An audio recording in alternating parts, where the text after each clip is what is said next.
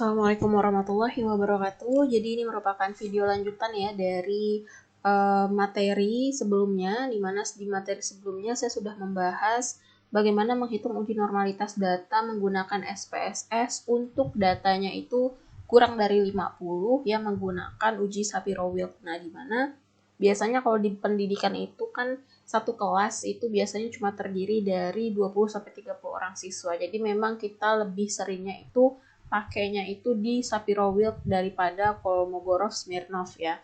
Nah, uji prasyarat selanjutnya ya dalam pengolahan data untuk uji regresi linear berganda adalah kita akan menentukan uji linearitas data ya. Ini masing-masing ya untuk uji linearitas data itu ada dua. Pertama kita hitung dulu untuk yang X1 terhadap Y.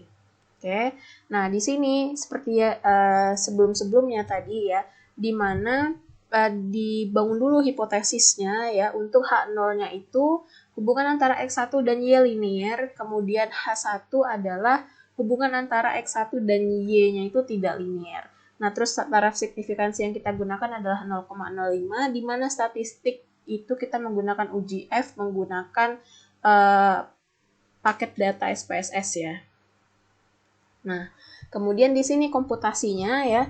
Nah, dengan data yang sama seperti video sebelumnya, ini akan kita hitung linearitasnya ya. Nah, caranya adalah kita klik di sini analyze, kemudian di sini kita klik compare means, kemudian di sini kita pilih means ya di sini. Nah, di sini untuk independent list-nya itu sebenarnya ini sudah saya masukkan, tapi sebenarnya itu bentukannya kayak gini tadi.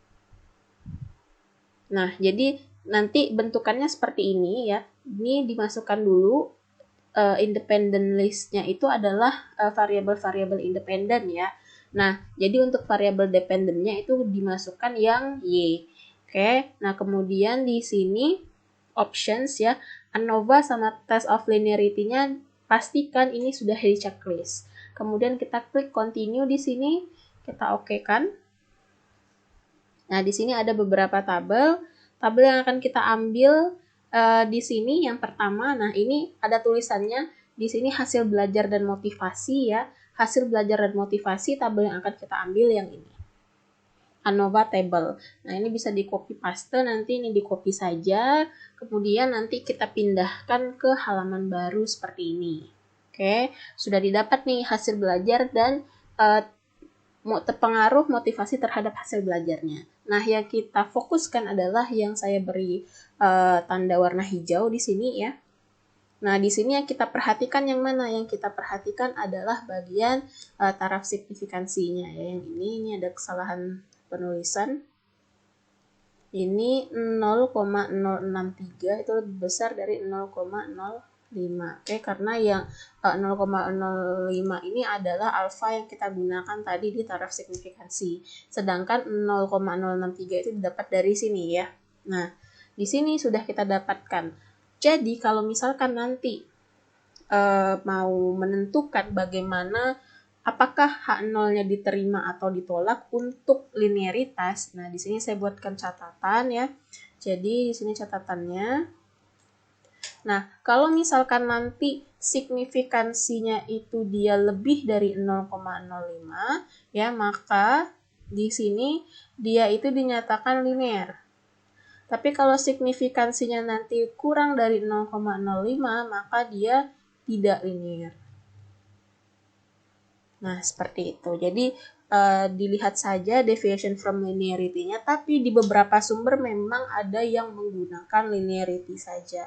Tapi untuk ini saya menggunakan deviation from linearity, itu juga boleh seperti itu. Jadi bebas mau pilih yang linearity atau deviation from linearity. Tapi untuk penelitian regresi linear berganda biasanya saya memang pakai yang deviation from linearity-nya. Nah, jadi kalau tadi ini 0,063 itu sudah pasti lebih dari 0,05 ya, signifikansinya lebih besar daripada alfanya. Nah, kemudian apa keputusan ujinya? Keputusan ujinya adalah H0-nya diterima ya. Jadi di sini ya, kesimpulannya adalah hubungan antara X1 dan Y itu adalah linear ya. Nah, cara yang sama itu berlaku untuk yang X2. Nah, ini nanti uji hipotesis. Nah, ini cara yang sama ya. Cara yang sama, tadi itu kan adalah tabel pertama ya, yang motivasi dan hasil belajar. Nah, yang ini adalah yang manajemen dan hasil belajar. Ini kalian kopas dari sini juga, seperti itu. Nah, ini sudah dikopas, nanti tinggal dipindahkan ke sini ya. Dimana ini sama ya, yang beda ini adalah manajemen waktu itu adalah X2, kemudian hasil belajarnya adalah Y ya. Untuk hipotesis, taraf signifikansi, kemudian statistik ujinya juga sama seperti sebelum uji linearitas yang sebelumnya. Nah, ini sama juga ya. Nah, ini 0,05, sorry. Ini 0,05. Nah, ini 0,176 lebih dari 0,05 sehingga H0-nya diterima, dan kesimpulannya kita dapat apa? Hubungan antara X2 dan Y adalah linear. Nah, jadi itu adalah uji prasyarat untuk regresi linear berganda di pendidikan ya. Jadi ada normalitas, kemudian ada juga uji linearitas, uji asumsi klasik atau nama lainnya itu.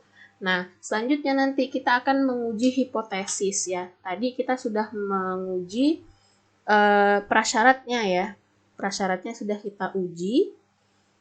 Nah, ini kalau sudah normal dan sudah linier, maka hal pertama yang harus kita lakukan adalah kita uji dulu hipotesis per masing-masing variabel independen dan variabel dependen. Kalau tadi itu kita sudah menguji untuk uji linearitas X1 dan Y, sekarang kita melakukan uji hipotesis pertama ya, yaitu untuk X1 dan Y. Jadi satu-satu nih. Nah, di mana di sini hipotesisnya rho kurang dari sama dengan 0, kemudian rho adalah lebih dari 0 ya. Di mana artinya adalah tidak terdapat korelasi positif antara motivasi terhadap hasil belajar. Yang kedua, terdapat korelasi positif antara motivasi terhadap hasil belajar. Nah, taraf signifikansinya tetap, kemudian statistik uji yang kita gunakan di sini adalah uji T atau uji parsial ya namanya. Nah, di mana untuk mendapatkan uji ini kita buka lagi di sini. Nah, ini bisa langsung klik analyze di sini, kemudian kita klik regression di sini, kemudian kita klik linear. Nah, tadi untuk independen masing-masing variabelnya ini dimasukkan ke dalam kotak yang ini, lalu kita klik OK saja langsung. Nah, ini kita ambil bagian yang paling bawah yang judulnya koefisien ya. Nah, ini tabel ini bisa kita gunakan untuk uji hipotesis pertama dan uji hipotesis yang kedua, serta untuk menentukan persamaan regresi ya. Nah, di sini copy paste aja ini tabelnya, di copy paste, kita pindahkan ke sini ya. Nah, ini sudah dipindahkan seperti ini ya.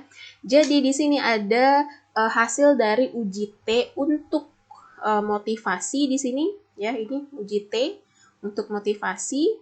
Kemudian di sini ada taraf signifikansinya juga ya di sini.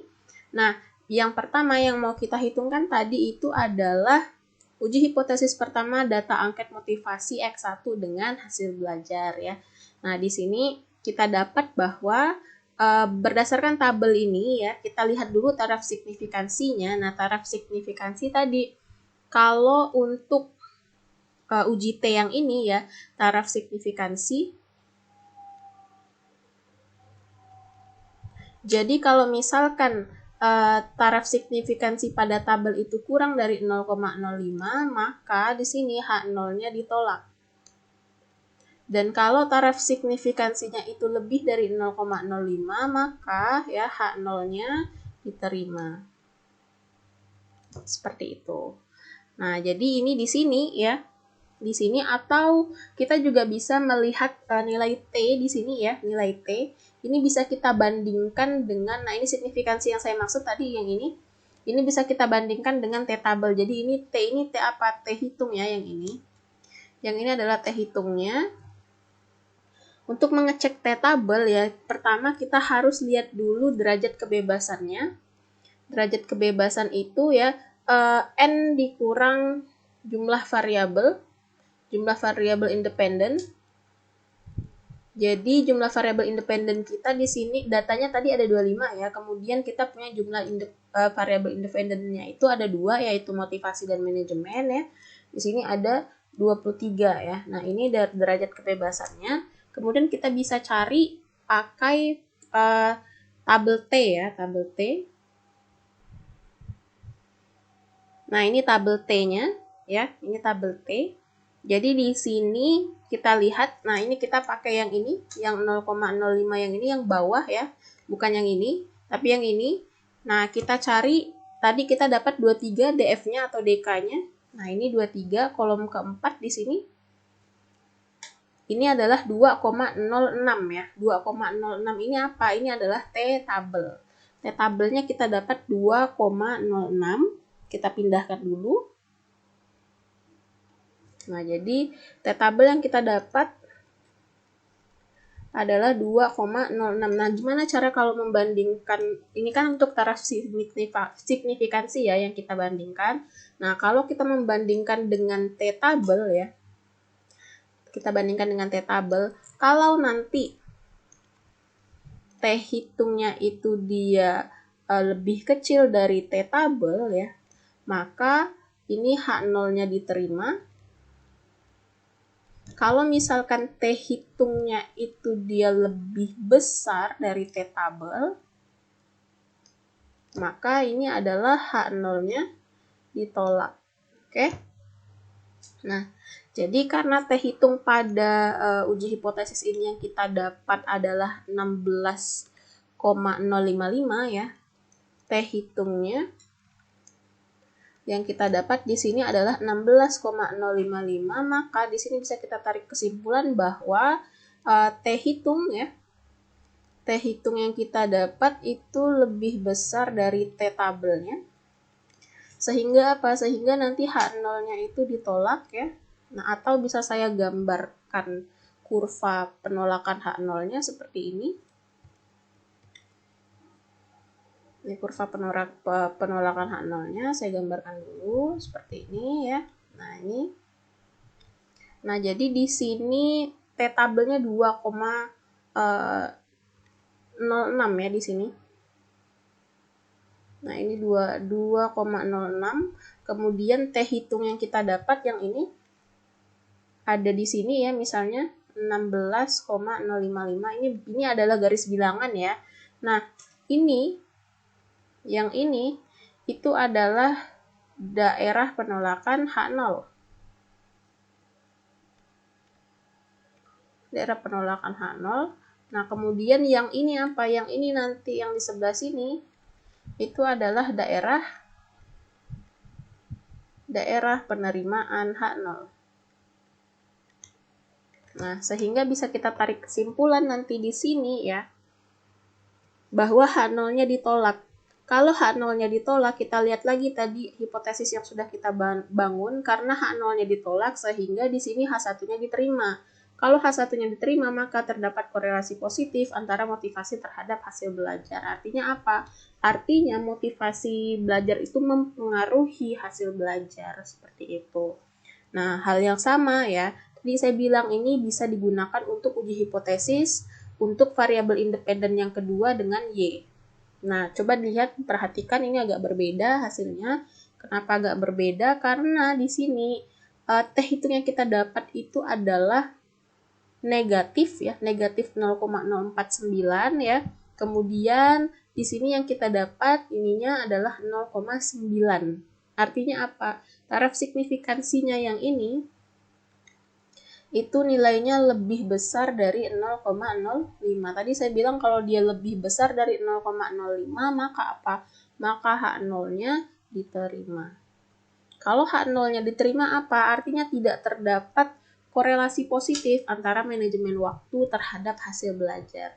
Kalau kayak gini hasilnya bagaimana, Bu? Ya tidak apa-apa gitu. Artinya apa? Artinya kalian sudah menemukan bahwa manajemen itu tidak berpengaruh loh terhadap hasil belajar siswa di sekolah, seperti itu.